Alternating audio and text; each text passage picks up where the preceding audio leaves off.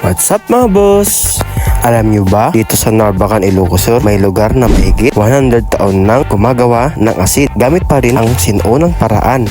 Pero bago natin simulan ang video, pwede ba kayong mag-like, share, at comment muna kung taga saan kayo? Gusto naming malaman kung saan umaabot ang ating videos.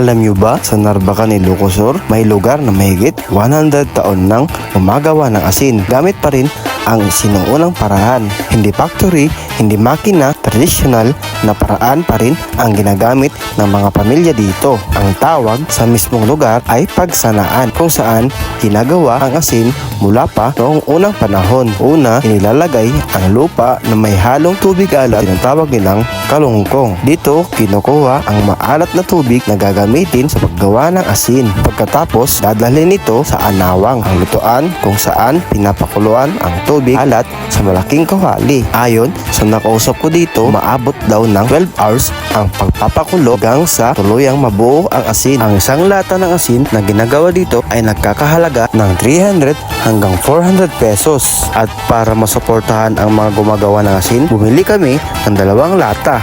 Grabe no?